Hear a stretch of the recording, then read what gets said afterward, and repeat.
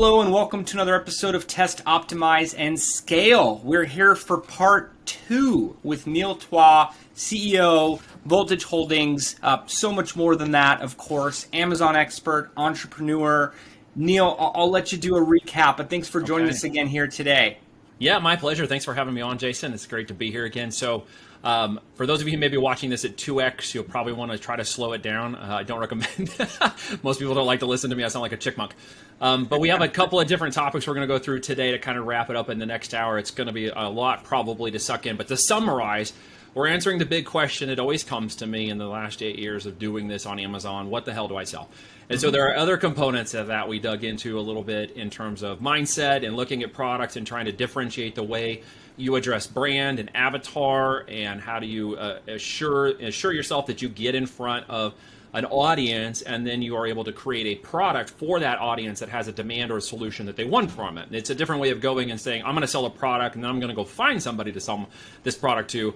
We look at it very differently from a brand avatar, and we covered some of that in that first initial question. Then we talked a little bit about, well, if I do find an audience and I find a solution and I know they're craving this product or solution, how do we make sure it's profitable? So we talked a little bit about by the numbers, which literally had to do with going through the numbers of ensuring that your product is profitable for every unit that is sold, while considering your cost, your Amazon cost, your marketing cost, your operational costs, what we call the landed cost of that product from the manufacturer all the way through to one unit of it selling to your consumer, and ensuring that it builds a profitable brand. And of course, it all rolled into a profitable business. It's very important to think about it this way, because we're not just creating an e-commerce thing to start selling products to think about building a business. We're actually building a business to sell e-com products, to create solutions and build brands. We go the other direction.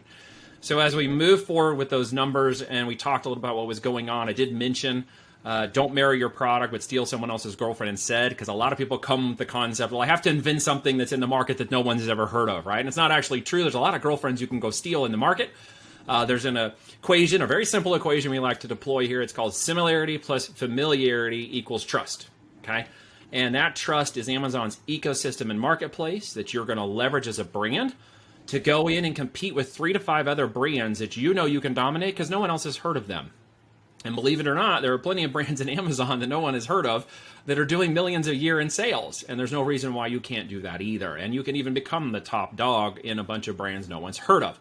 So the concept of inventing versus innovating is a concept that really changed the direction of our business. And when we got to deploy that in big scale and then take our clients along for the ride, they discovered the opportunities of innovation and using the trust and similarity and familiarity that comes with Amazon's market and all the products that are already in it to figure out what to sell without guessing, because it's all data-driven, okay? And one of the other topics we'll cover, I'll go a little deeper into that in just a minute, but one of the other topics we'll cover is the ranking component. How do I actually get eyeballs on the offer? How do I actually do Amazon's search engine optimization correctly so people actually see my product, right? How do I get them in? That topic is, we call Amazon is a river, but it's also a tree. And that's the deep secrets of how Amazon's system kind of works. I'll go through that a little bit. That's probably the most technical I'll get with anybody today. And then the last component that wraps the whole thing up is what we refer to as the platinum principle. And that is similar to the golden parachute in the corporate world. This is the concept in which me as a business owner, there's a logical opportunity to build up this business and think about it that as I build it from the beginning, it's really worth more in the end than at any time during that business building phase. And so many people get caught up in the economics of money that can be made as a build up cash flow, which is one thing, it's very important, but also the concept that I am building an asset-based, inventory-based business model that has actually got an intrinsic worth to it, to the marketplace. As I take that initial brand and that risk in the market, and I do this very well, someone else is willing to pay me a lot of money to pick up where I left off. And that is a big opportunity to exit this business when you decide to exit it on the way up and make millions of dollars potentially doing it, and then repeat the process. And that is kind of the secret to the business model we'll talk about here. So all that said, go ahead. And just to add to that, Neil, real quick, got some interest from some friends in the VC space. We talk a lot about equity crowdfunding here and how interesting it was for you to be able to identify these opportunities. I know I learned a lot. I wasn't aware that 60% of Amazon is, third-party sellers. Correct. Wasn't even aware of the primary audience, as you were saying, women 27, I believe it was 27 plus. That's 80% of the 80%. household buying comes from them. Yep. Couldn't believe it. I also found it interesting the profit. So after the cost of goods, the marketing, Amazon fees, fulfillment. If you're able to make $12, you were saying upwards of 75 with some of your projects. How scalable and attractive that becomes for exit at a later point. Very much so. So we average $40 to $50 in profit per unit across our brands, and so that's where we want to see that hit, because that gives us that 20% net margin on the bottom, and that really makes a beautiful model with this economies of scale. As we build this infrastructure, Amazon has continued to deploy capital. They put $15 billion into growing their infrastructures. I don't need a warehouse. I don't have to store it in my garage. I don't have to ship the product. Sometimes you deal with a little bit of returns, but for the most part, it's an autonomous and nearly passive relationship with that business model, and I don't have to hire employees to scale this business. I don't need to build a infrastructure of retail and operations. I don't have to hire 15-year-olds to scoop ice cream.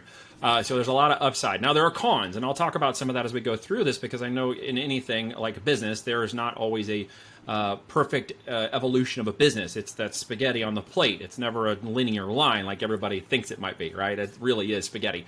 And so in that way, there are cons to this business model, and we'll talk a little bit about those too, so we're completely transparent. Because the cons are there, they can be a barrier of entry to some folks, but for those who are really seeking opportunity, they become an amazing opportunity for those who understand what those cons are and understand the barriers of entry, and then go past that point to see where the real opportunity actually lies. So that's part of that platinum principle. So let's back up just a sec, okay? Okay. All right, so let's go back to the numbers thing, and that'll transition us into the next topic of basically not marrying your product. So what we see constantly is people get involved with products that have too low profit in markets that are too highly saturated or too highly competitive for the price points they get. So to compete in that market, there's typically a race to the bottom pricing. With that race to the bottom pricing comes obviously a kick to the buyer, and of course the consumer thinks it's great when you can grab this product where they think that this is maybe a $40 product they just paid $20 for. Great for the consumer, bad for the seller. There's a way to build a component of that together so it's good for the consumer and for the seller. So we want to operate in that space up there in the middle. I used a little analogy to repeat again. I don't want to sell to the people who are willing to wait an hour for a $300 tooth pull. That's an abscessed, infected brain problem. All right, I'm willing to pay $500 for the 10-minute solution people that I'm talking to in terms of that consumer base. And they're out there, and there are millions of them. Okay, not everybody just looks at every pricing and races to the bottom. Again, the thing I used earlier was not everybody wants to ride the cheap Chinese, $20 bike seat up the back of Pikes Peak. All right, they want the gel cushioned, doesn't crunch and munch your goodies. They want to know that this is all right and fine, and that they're going to have a great ride up the back of Pikes Peak and a better ride down, because they're not going to get jammed with the seat. So there are those people out there, and there's a lot of them. In fact, they are just as big of a consumer market as the ones everybody else thinks in terms of low volume pricing. So we don't want to compete in that market. We want our numbers to be very strong. We want our profit margins to be good on our products, to build those great brands. And the opportunity, again, between similarity and familiarity is to go into Amazon's market, mine the data from those existing businesses, and understand why we wouldn't marry a kind of product or any kind of product within a brand. Folks, again, will deploy too much capital into products initially before they test them. They don't look at the additional opportunities to steal other girlfriends from the market and to apply a different investment strategy to their product launches. Okay, as I mentioned before, and I'll say it again, I won't put $10 million into one business, but I'll put $1 million into 10 businesses. It's a very different way of deploying capital from what a lot of people do. So when my business builders come to market, they know they're going to deploy a multiple product strategy, maybe 10, 20 SKUs to the market in a particular niche, in a particular area of focus within their brand. They're going to find that 3 to 5 of those products will make up 80% of their revenues and profit. They'll let the remainder of the products simply sell out of their units, and then go to focus on those initial products that are selling the best and selling the most volume. Because from there, I will show them multi-product expansion, multi-brand expansion, and other ways to scale those products into hundreds of SKUs and millions of dollars very fast. Okay. So going in the market, I'll show you an example. I'll tell you an example, actually. It's a little case study. Okay, we first got going, we discovered this opportunity with Amazon and its branding, and we started to deploy different products. One in particular I'm going to mention today that I found was kind of fascinating because of the way we learned how the system will reward you, and that ties to the next topic about the ranking. Now, Amazon has become much more brand focused since I did this case study, and in fact, they're very much about lifting up brands, even marketing them, sending them out to the 125 million people on their email list for Prime. putting you on advertising. They're the largest buyer of AdWords. They'll do a lot of marketing for you when you're a strong brand in the market, okay? So what we found was there was a product opportunity. I'm up one night. One of my 4 daughters, I forget which one, was having trouble. I'm up at 3 in the morning. What am I doing? Flipping through the television. I happen across an infomercial. Now I'm a new dad. I forget which child this was. I had 4 and 4.5 years, so it could have been any one of the babies. Almost like having twins. So we're up, we're watching this thing, and dad's thinking about safety and cars and other things for the kids and blah blah blah, right? And up pops this thing called a seat pet, and what it is it's like this big-headed doll, and it's you attach it to the seat belt. It goes in the car. When the kid's smaller, they can lean on it. They can put their crowns in it. It's their big teddy cushion. They can sleep in and cuddle it and put their head on it because their head doesn't jack over in the car seat. Like, that's an amazing thing. And suddenly it dawned on me, because I had now started to condition myself to look at everything as a product that I could sell. And it so happened we had a brand line we were just rolling up called Mother Approved. Think about the Good Housekeeping seal. This brand was called Mother Approved, and we put a little seal on it, and everything that we were going to sell in there was going to be a Mother Approved product, right? So as we launched this product, I initially gave it to my partner, and I said, hey, this is a product we can sell. Take a look at this, see what you think. So he comes back and does what his genius brain does, and he says, hey, you know what? My son is into anime, and this new cartoon series and stuff, and this big thing is becoming very popular all of a sudden, and it's exploding. What if we took their little seat pet thing, and instead of doing like just real animal faces, we made the faces look a little more anime. We changed the size, the shapes, we made the colors a little different. We used the same penguin cat lineup, the dog, right? But we make it look a little more anime. And I said, well, that's genius. So we got a prototype back. It looked really good. We ordered 2,000 units. We basically trend jacked the infomercials, advertising, and marketing that this company was putting out, and we launched Belt Buddies, the comparative product to seat pets that was already in the market, spending money and doing these infomercials to the tune of, who knows, $500,000 to $1 million to run an infomercial. Clearly they were selling enough product to justify that, and we thought, hey, they're doing all this stuff. They barely have a presence on Amazon. Organically, we put our product in there. We said compare to seat pets. We put our great images. We got some really great images of the kids using them in the car, and it was just so cute with the little boy and the girl. And said 2,000 units in about 12 days were sold. Wow. Organically, 100%. So we ordered the next 2,000 because we had the other inventory lined up. We said, I don't know if we're going to need it. We ran out of the inventory. They sent 2 in. We did that 3 times before we even had to start marketing.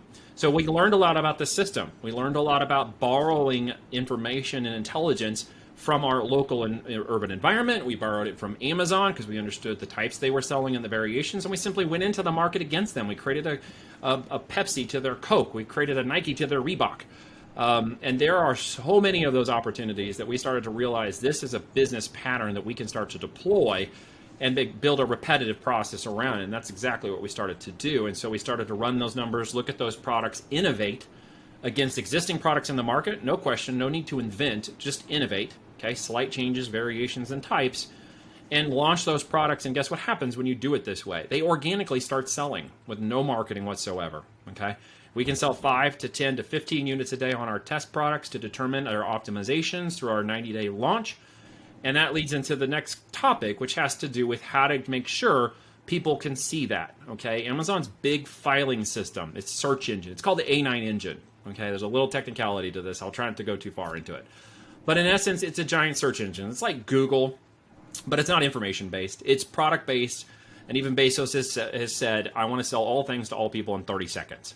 So they have made an artificial intelligence, what's called a latent semantic search engine, and for the last 8 years, the core components of that engine are the same. When I was at IBM, I was working in human-machine language learning, interactive systems for customer support. We were doing knowledge management, which whole component was how to deliver just-in-time information using artificial intelligence. So I got to learn from some really smart people, being the dumbest guy in the room, talking to these double docs about what all this meant. And we used to draw this out, and I'd ask all the dumb questions because I didn't know what the heck I was doing, right? Because these guys were teaching me. But basically what I understood later on as I found out what Amazon's engine was doing, it's a giant learning engine. Kind of like the way knowledge goes into a system and comes out, products go in, listings go in, it learns to determine data points, it wants to know that you're got better data points here than your customer. And the funny part is, and I'm not going to say this, I don't want to say this in the wrong way, but you don't even have to be the best product. You just have to know how the engine wants you to be the best product, and it will reward you, right? Now, how do you stay in those positions? How do you get great customers and great support, great reviews? Well, you do have to create a great product. You can't just create a crappy product. I can create a crappy product, get it to rank really well in the engine, but then eventually it'll catch up with me. And this happens a lot to people, okay? So to create both of those, you need both good ranking, in a good product that sustains itself above the others. So there's keyword-based searches. 90% of all the traffic, Amazon's told us this, that comes into its system goes through a keyword search. It is the main point. Okay, we all do it. We get in our phones, we type our keywords, we get to our products. I want a baby teether or whatever, and I go get it. So there are different types. There's 3 levels of those keywords. There's broad, there's exact match, there's phrase matching. Amazon uses the same components of that engine to learn about you and other people who are like you within your demographics, your buying age, your range, even your location. And then it presents the best product it can to you to get you to do what? Buy it in 30 seconds or less. 30 seconds or less. And we see this with social media platforms. It seems like a blend almost of search and social because of the imagery. We buy advertising using AI that finds the right ad for the right person, the right day and time of week. So that's what I picture going on in the background. Absolutely. So keyword driven, your sponsored ads or your PPC campaigns, once you're a registered brand on Amazon, gives you the access to target by keyword phrasing. There's a metric inside that system called ACOS, average cost of sale. Very important. That's your conversion metrics, your cost of sale per conversion. So it's very important for you to obviously keep that low when you want to make more money, especially if you're riding too thin of a profit margin. And this is where a lot of people get caught up, is they run a too thin profit margin, then they try to go buy up their customers. And they are able to buy customers, they're just not profitable. So think about that for a second, right? Because they hadn't due diligence on the front end, they go in to buy the traffic on the keywords, and it's too costly. It's not that they can't make sales, Jason. I want to emphasize this point. It's that they can't make sales profitably. Right. So like the analogy you gave last time, where you're making $1, you sell an extra 1,000 units that week. It's not significant. It's not sustainable for the model. So we hear people scream backwards, Amazon takes too much of your money, they take this 15%. So they scream about all the other issues. But at the end of the day, the problem really lies at the profitability of their product is not capable of sustaining the marketing required to make a profitable purchase of it. Correct. So once you combine those two things together, it's a little bit of the keys to the kingdom and unlocking this, right, to make it work.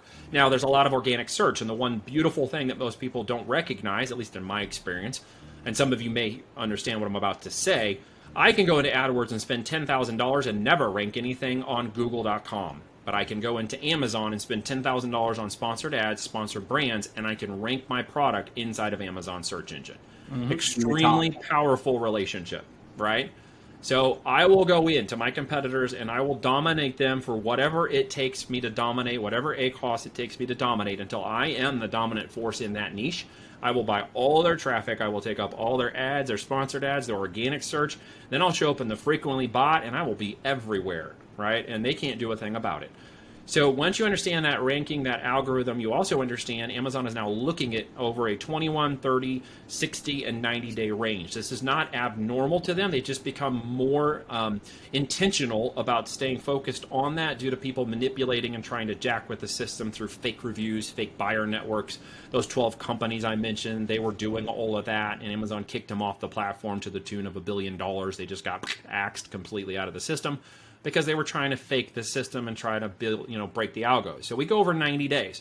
We ensure we optimize. We ensure we look at the right keywords, the most profitable keywords. How do we dominate that correctly? How do we ensure that for every one unit is purchased, we're getting additional organic ranking sales off of that, so we see the second and third unit being purchased at 100% profit, okay?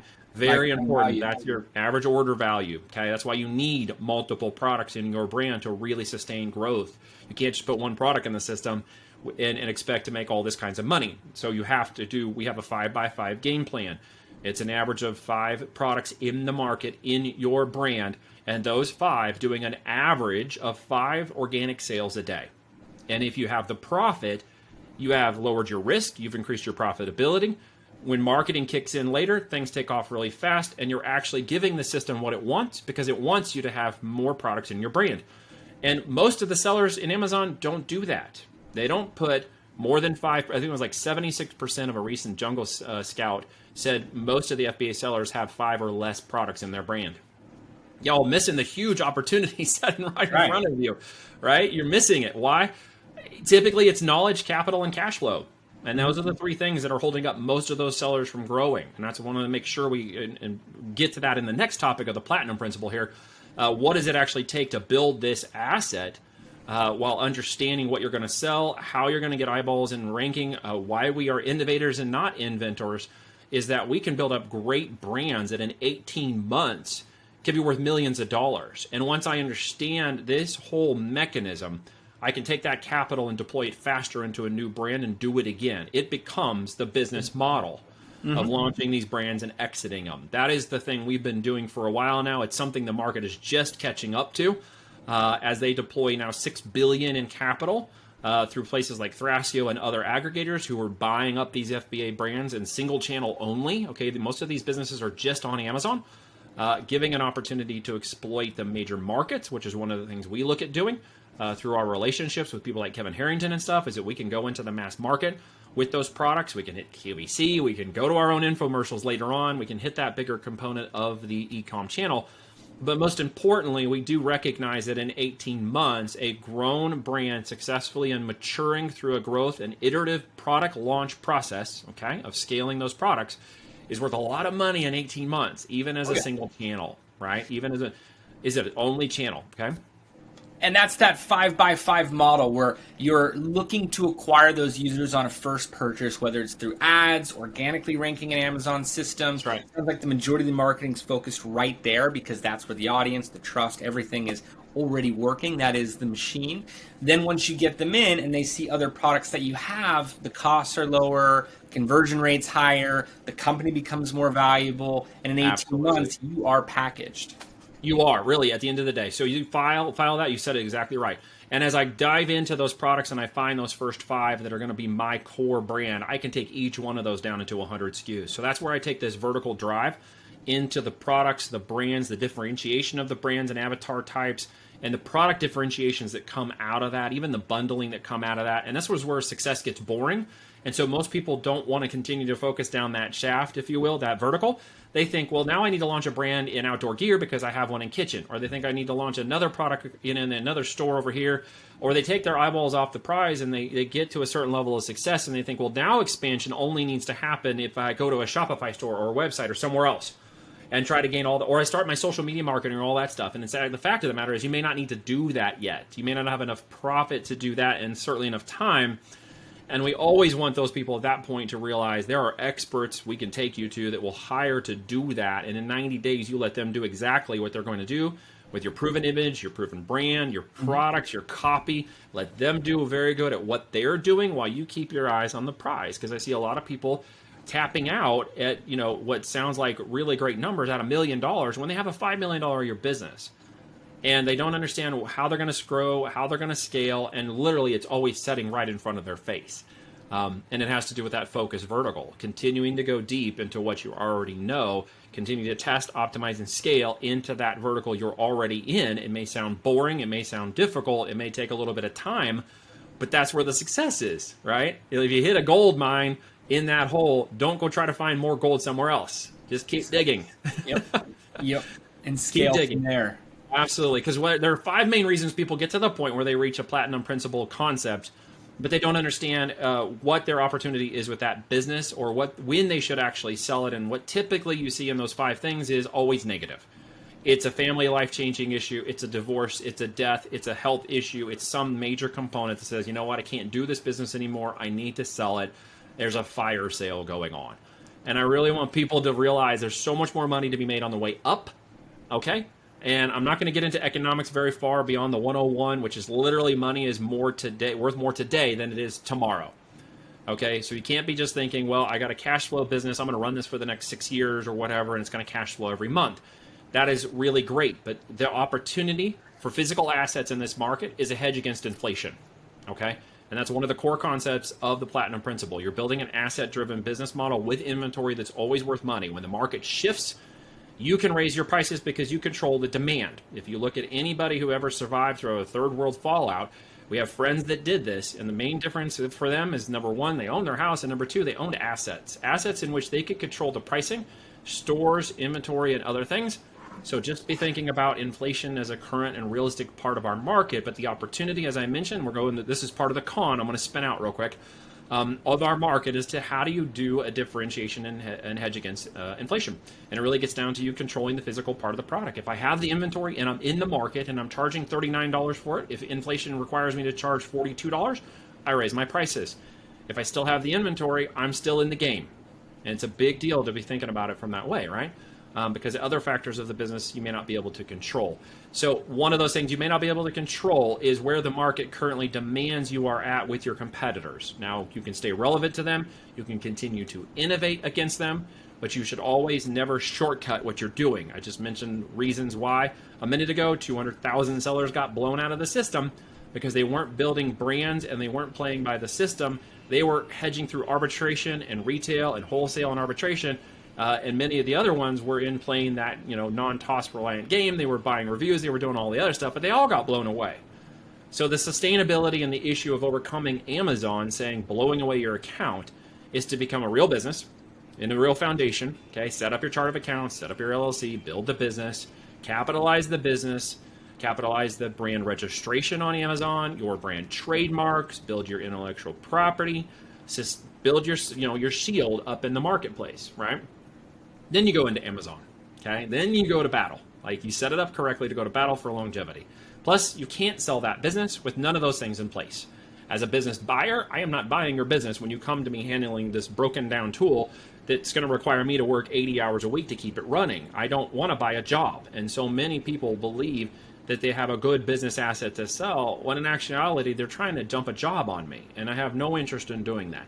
So at that point, the comparables won't reflect the valuation. No, and they really hate it. Yeah. When you tell them what the actual price point of it is. But exactly. It's still the truth, right? Mm-hmm. So we want to build that asset. You're right, Jason. We want to build that asset towards something that's worth value. And that means you got to have the right components in place. Operational independence means that it's not all reliant on me to run the enterprise. Okay, I set up systems, standard operating procedures known as SOPs. I've got assistants and virtual assistants in their jobs, trained to their objectives and key results, so that they know what they should actually be doing and when they should be doing it and how they're going to be rewarded when they do a good job. You set up the opportunities for, obviously, economies of scale because you're writing on FBA's platform. We set up redundancies with third-party logistic companies, 3PLs, for additional inventory that can be sent in just in time to Amazon so we never have a stock out, okay? So we set up operations and logistics that make the business very attractive to a buyer who looks at it and says, you know what, I could buy that. I can maybe hire you guys to run it for me, or I can find someone that can be trained to run it for me and make this literally a passive investment, which is a great buying position if you're moving your business into market. And of course, it needs to have upside. Your products and brands need to have upside. If capitalization has been your issue and you have a product pipeline, but you can't seem to capitalize it, buyers will look at that and say, okay, I see a path to increased growth. If they see the opportunity to expand that brand that you've already created, they'll see opportunity. If you simply lack the knowledge and understanding of how to apply that growth and scale, many buyers will look at that and say, okay, I can hire that knowledge, and that creates an opportunity for me. But if you don't have a good foundation of those core components, that's one of the things we're talking about today. You might need to look for a mentor because a course isn't going to give you that information. Mm-hmm. A mentor is going to show you exactly how to scale that to the point where they've sold their business before, and you can see how that path walks all the way through to the end. There's a lot more clarity when you're witnessing it side by side than when you're just theoretically applying it through course materials, and that doesn't always work the same, as we know, Jason. Absolutely, and you're an expert at this, and you're still team building and bringing in consultants. It could be looked at as mentors in different types of words, but I found that's where the best results are produced. Even when I hear Jeff Bezos, I think of teams behind him, the right consultants, people have been down different paths and can see things before they happen. Yeah, always bringing in people. I love to be the dumbest guy in the room. Yep. And there's a lot of smart people around here. And, you just need to be able to understand what they're doing. You need to be dangerous enough to know what they're doing, understanding the concepts and stuff. Like there's things the team does now that I know conceptually, and once upon a time I used to do, but I know enough about what they're doing to expect what the results should actually be, even though they don't want me in there touching it anymore. I'll just screw it up. But I know enough to be dangerous to know how the components of it work. So, a lot of those things people think, well, I'm going to automate this whole thing and I'm going to buy into this, $50,000 to $100,000 automation deal. I've seen that a lot. Walmart automations, Amazon automations. This guy. What's wrong with that, Neil? Let's talk about those cons. Like, why are there cons to the pros and private label? Cons to just those automation and components. Again, what you're not seeing is the intellectual property component of that. I have people coming to me quite often saying, Amazon shut down the only card I was running, and so that Amazon automation thing I signed up for is dead in the water. Now what do I do? I've had those automation companies come to me with 200 clients holding their baby in their hand going, help me save this business, because Amazon's shutting the people down faster than I can keep their accounts online, and I'm flying around the country trying to keep my clients from suing me because I can't keep their accounts online. And this is one of the dirty secrets about how that whole thing works.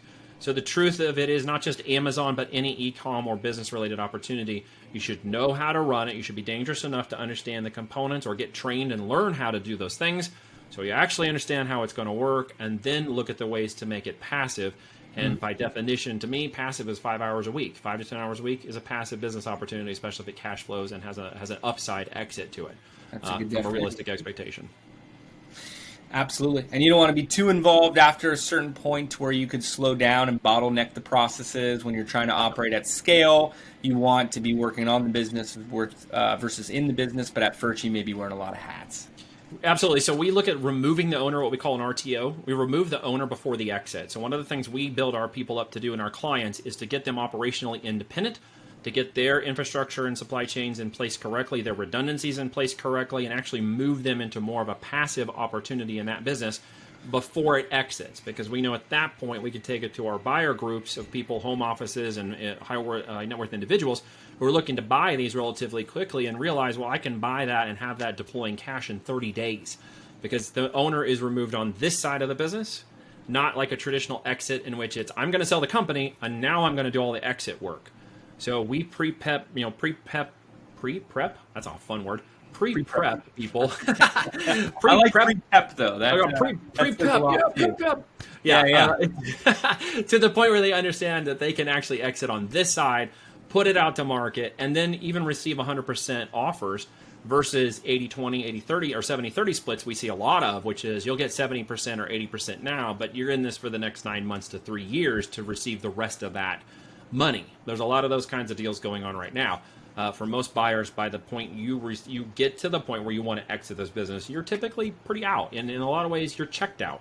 I understand that from a business perspective. And so we've set this up to really get people out of their head before they exit so they don't have to spend years trying to get out of the business. Absolutely. And, we see it with groups in our vertical where there's lockups and team members involved, run rates, revenue may drop during that period of time. So I like how everything is pre-prepped and pre-pepped to have a successful transition. Thank you for that. Yeah, absolutely. Pre-pepped. Both. It makes things a little more simple. It's just, find a need and fill it. What we've discovered, though, is that there's a lot of difficulty in exiting the business. People don't understand the accounting. Oh, yeah. They don't understand seller discretionary earnings and topics you've maybe never heard of before, but they will come up at the time it is going to be presented for you to exit or remove your business. We want to train you up on all that prior to this. We want you to understand how that opportunity goes and then how you can repeat that opportunity and go farther and deeper. And then I have just a pro tip. There's literally an ability to sell one of these businesses and then go right back into that market and compete with the seller again. From a known avatar, a known product, known base, you can go right back in and compete with it again if you want. No non-compete terms there, huh? It's been fun how you set it up. Understood. Yep. Understood. Yep. Very nice. Right. And even so, moving to a different vertical, having your next fuels in the fire, being able to have an organization at that point because of your success. Like you said, have capital to be able to do this quicker and at higher scale for your next venture. Yeah, it goes a lot faster the second time. Absolutely. The learning curve is much, much quicker. It's a similar way as you buy into one franchise. You got to figure out how to get everything going and running. Once you do that, the second, third, fourth, seventh goes a lot faster. And many of my builders are in multiple franchises. They own multiple Airbnbs. They're running other properties in real estate commercial divisions. And so they really understand economies of scale in business. So applying that into this model is very simple because we have like a franchise model, if you will. But we don't take the ownership and we don't take profit sharing out of it. Our goal to raise them up is to put them in a position where they will come to us to exit. So we bring a brokerage in on that backside to help, and a percentage of that fee goes to us. So our goal is to build this pipeline up out of great builders who can build a process of businesses that we will help exit when the time comes. Excellent. And you understand that marketplace, the buyers, you're able to build this up for the sellers, let them know when they're to the right, economies Yes. of scale for it to be meaningful. And there's a lot of capital on the sidelines right now that's looking to be deployed, and I mean by capital like 50 to 100 million dollars at a pop. So there's a lot of money out there looking for things to buy in the business world. And so if you've got an opportunity to build something in the next 12, 18 months, there's a network that wants to buy it. And if you build it profitably, there's huge opportunities for you. And in that window, you'd say 50 million to 100 million. Are there different EBITDA numbers, or is it really just following the formula you've already given us with the percentages for profit and what's occurring? Well, and to be clear on that number, I mean there are home offices ready to deploy 50 to 100 million in buyable capital, like right now, to purchase something. From your side of the seller house, it's a minimum of $1 million in revenues with a 15 to 20% net on the bottom. So if you are around 18 to 20, you'll be in around the 3.5, 3x on your EBITDA. If you're in the 15%, you'll probably be around the 3.2. That's twice as much as it was 18 months ago. That's just how fast this has moved, right? Multiplier. Huge multipliers. It used to be about 2.2 to 2.7. Now you're getting about 3.2 to 4x, depending upon your profitability, upside, operational independence, and the other components that go into buying that business. We're seeing Amazon businesses as high as 4.1x right now being sold in the market, which is a huge return for those who take the time and energy. But again, to be very clear, you got to have more than $1 million in revenue, and you need to have at least a 20% net margin on the bottom, or net profit, on the bottom. That gives you that real opportunity to kind of almost write your check. Because these companies want to swoop in. They know they can get you to 5 to 10 million. They're going to sell it out to a bigger audience who can get it to 50 million, and so on. That's kind of how that rolls out the back end, right? Now, will they start knocking on your door once you pass that $1 million revenue mark, or is it really, you can start speaking to groups and packaging? Okay. Right now, you'll be getting about 2 to 3 emails a week from people who are wanting to buy your company. Yeah, which is why I'm building my own pipeline. There you That's go. My big evil capitalistic agenda. There, I've just exposed myself. Sure. No, and it's smart because otherwise, you answer that email, you're playing their game with their system, their model they've already built out. So you're building your pipeline. You get to really set up a foundation that's designed for success for all parties. Absolutely. And what I really want people to understand is you need to know this business model. You need to know enough to be dangerous. I require my people to go through 3 months of training right up front to ensure they understand how to CEO this business, okay, all the way through. It's a big component. If you think you've been a CEO, but you've never ran a 7 or multi-7 or 8-figure business online in this capacity, you really don't understand what you're going up against or how to do that. And so we really train them to ensure they understand working on it, not in it, once the time comes, and turning it into passive opportunities, team building opportunities, account services if they want to make it hands off. There's a way to grow that business up in the next 6 to 12 months and turn it into a real asset. But that does require real capital to do that, right? We're not talking about, hey, can I put $5,000 in to make this work? We're talking about, 50 to 100,000 or more, depending upon where you're going and how fast you want to deploy. What does that look like when you want to go big? If my people put in 50 to 100 million, they're hitting 6-figure a month. Within that 12-month or less period. If you want to go larger, I've had people put into $1 million a year in capital deployed into their brands, and because of that, they turned around $1 million a month businesses and $5 million a month businesses under that model. It just really depends upon how fast that vertical you want to dig in that hole once you hit the gold. And do you have any numbers in terms of how many people are doing this, how many groups are operating at these levels, maybe how much that's grown over the past few levels? I mean, is this a big community that's buying and selling or creating these type of brands on Amazon? It's not that big, actually. That's what I would guess. No, I've actually trained a lot of these people over the last 8 years on how to do many of these things. Have come through my programs, not to sound arrogant or equal, but it's just a small community, as it turns out, of people who are doing it at this size. Now, the growing component of this industry right now is the acquisition side. The portfolio-based companies that are acquiring them are growing extremely fast through a lot of capitalization. When you get down to the builder communities, those who are more focused on building the businesses, there are about 2.7 million third-party sellers on Amazon.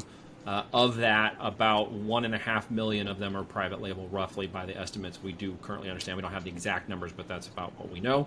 Of that, I know that about half of those people are actually following a similar type of model to what we're doing. And if you think about it, that's a lot. Oh, yeah. That's more than most of the Shopify stores that are out there. And those kinds of folks, many of you haven't even heard about, or the brands you may not even recognize until you click buy now on Amazon and it shows up at your house. You've been buying their brands, you just didn't recognize it. Yeah. I see it sometimes in my orders that I've bought from different sellers in the Right. past, and it's nice if they can be behind the scenes. It's more passive. Would you say that half of the total number about that are currently doing $1 million in revenue or more? It's about 250,000 last I heard that are doing more than $1 million in sales. Small community. It is actually relatively small. But again, what we're seeing, and that's not really to be seen as a con, because quite honestly, there's so many products, there's more than you can do in a lifetime. We've just, in our criteria, estimated there's around 12 million that we can target. So there's more than we can go after. And there's 600 million in the database. And then you just have every other product variation and type that you could put in e-com. Sure. And that's what we know about Amazon. And I wrote down that number last time of 12 million. I know you named a few, but any categories that you would point listeners towards? I know I myself am even asking. Is there anything that's particularly showing growth right now? Well, everyone's going to have a slightly different opinion of this. So let me give you my opinion. And if someone's listening, they're going to be like, oh, he's wrong. Well, that's okay. I'll tell you where we won't go, and then everything else is fair game. Makes sense. So I've owned a supplement company before. I will not go into health and supplements on Amazon. Anything in the mouth or on the skin, we avoid. Amazon's compliance is much higher due to the restrictions of that. And of course, you've got the alphabet soup of our government riding the top of that, who want to get up all in your business and determine whether or not you've got certain certifications, whether or not you've certified down to the manufacturing level, if you've got pesticides. I mean, they put you through a whole lot of other stuff that's very difficult to get going, very difficult to start up, and difficult to manage if you already are existing. So we pretty much stay away from that. Sold that company many years ago and wouldn't recommend. Plus, there's this really weird thing, and I'll say it very gently. There are ethics policies in corporations, but many times the corporations themselves do not follow the ethics policies. And when you get and step on their toes and you play in their backyard and start stealing their sales, that's all I'm going to say. Okay. So we don't go into electronics, because electronics is going to be a big capital startup, like minimum of $100,000, $200,000.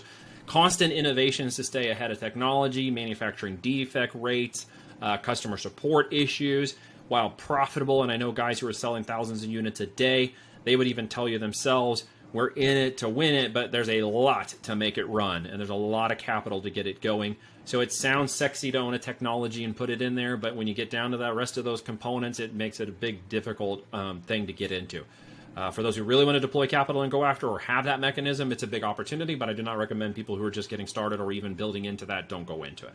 The last one I tell people, myself personally, and this goes back to the demographic of having 5 women in my house too who match this. They don't like to try on clothes per se as much as they like to know the clothes are going to fit well, and they don't really want to just get something and find out it doesn't work and then go through the whole process of returning it. So clothing typically is a lower volume. It can be highly profitable, although in some places highly competitive.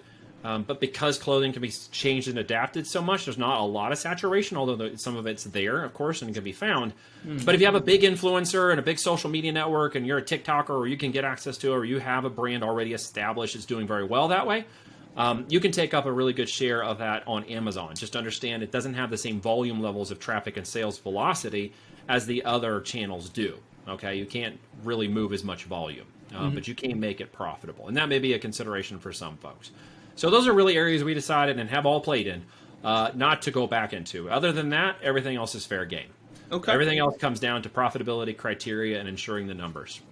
And is it a matter of going on to trending products on Amazon, exploring those categories? Are there certain tools that could be used to get an idea of search volumes on Amazon, like on Google or things along those lines? Yeah, some of you may have heard of like Jungle Scout, or you may have heard of Helium 10. Six Leaf is a tool that we are co-owners in that has a Phoenix Chrome extension, and the data in it is accurate. We test it, we validate it against our sales, and we use it as part of our own systems and training. It was developed in 2014 as a launch platform, actually built off a protocol that I developed that Joe, who is the CEO, took and systematized into a software. We got into a purchase agreement with him about 1.5 years ago, and we're now co-owners with him in that software, and it's launched over 60,000 products. It's part of where we get our database from. So 60,000 FBA products launched, same protocols we use in our launch. So it's both a testing, research, and data mining tool, but it also has dashboard tracking of the products as well as a brand-focused and oriented platform that can also help you launch through rebate campaigns in compliance with Amazon 100%, following a protocol of launch process that ensures you're going to hit good positions within your keywords. So those are tools that you can use. We do use the other tools as well for different versions and variations because our tool doesn't do everything.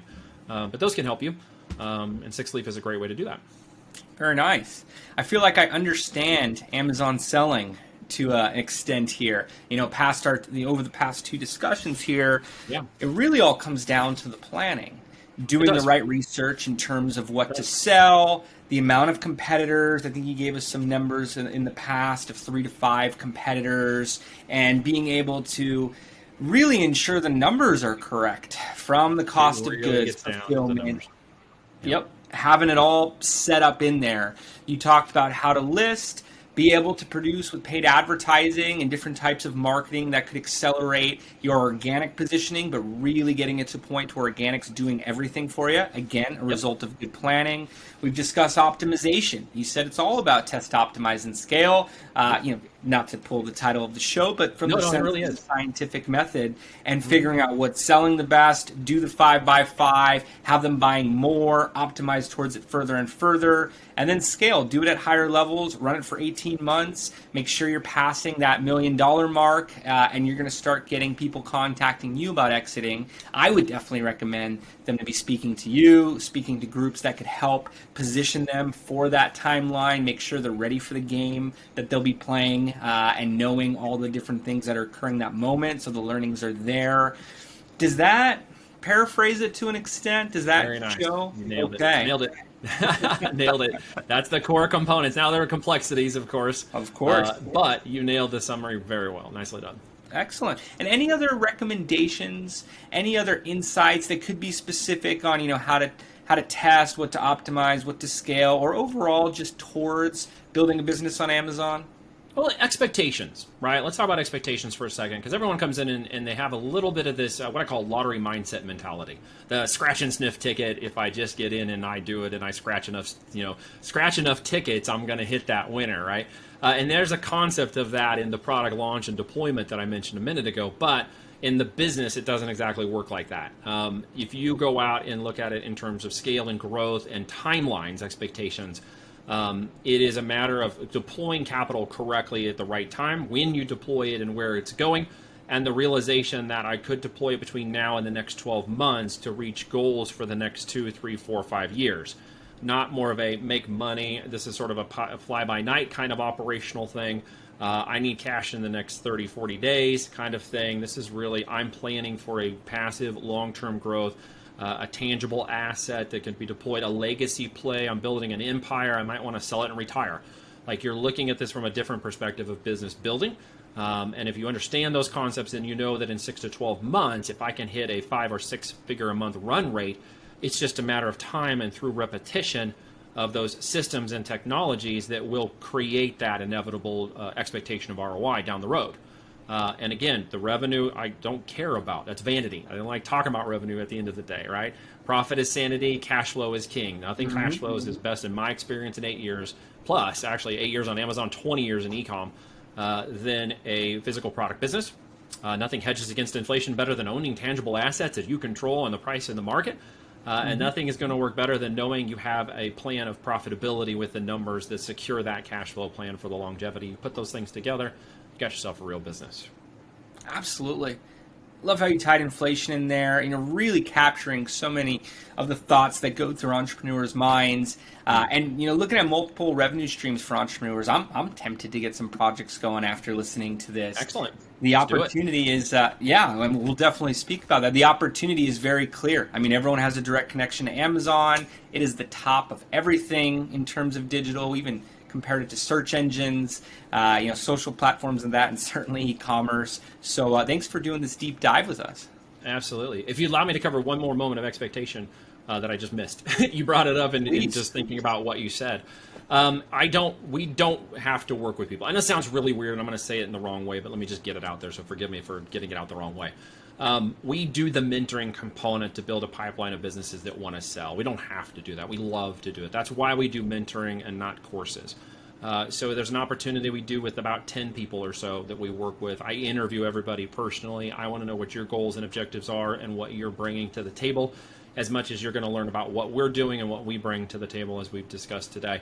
I just want to make sure it's a good fit. The goals and objectives match up. I don't, just because you have the money or want to do this, doesn't necessarily mean that what we're doing is a good fit for you. It's just a caveat of expectations I wanted to throw out there for anybody listening. And that is a mark of integrity right there. I see all different types of professionals and ones that are promoting, the individuals who say, hey, I want to make sure this is a good fit, that we're on the phone in a month, a year. We're very happy with the direction. Right. It's mutual across the board. Really shows that level of expertise. It shows that 10,000 hours of work that has led them to that point. 10,000 hours. That's low. Where'd you get that number from?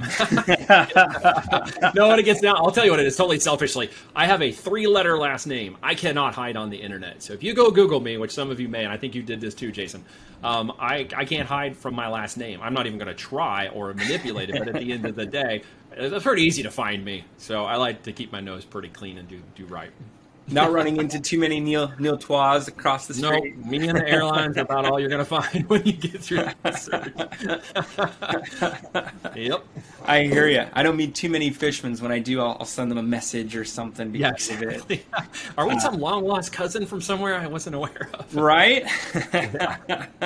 I had one that said we should pretend to be cousins during a business conversation. Joking around, but it was fun. Well, excellent, Neil. So if anybody would like to get in touch with you, talk about their ideas, what they're doing, what is the best way to do so? Well, in simple terms, to check my professional connectivity and make sure I'm a legit guy and not fly by night, go to my LinkedIn. Just type in Neil Tois. You can't miss me. Check it out. Check my connections. Post stuff out there. You get a little bit better business perspective if who I'm connected to in the business world. If you want to know more about what Voltage does, go over to voltagedm.com. VOLTAGEDM.com. I'm sure the link will be in the notes here or whatever. Check us out, Amazon Growth Consultants, and there's a free video you can opt in for that will give you about a 90-minute visibility into the details of what we do, how we plan things, goes a little farther. It'll just say, text me, literally on my phone number if you're interested in learning. I talk to everybody who comes through. I want to know who you are. So you'll literally have a private text conversation with me, and we make it very simple. And if you just want to put in test optimize scale on your text, I'll know that you listen to this. Excellent, and recommend everyone to take Neil up on that. Neil, thank you again for joining. This has been an awesome 2-part series to go through your process. Again, I feel more educated on Amazon as a whole right now. I imagine the listeners, are on the same page. So really appreciate you joining. Very good. Thanks for having me on, Jason. I appreciate it. Of course. And listeners, it's been a blast. Thank you for joining. We'll see you next time. Take care.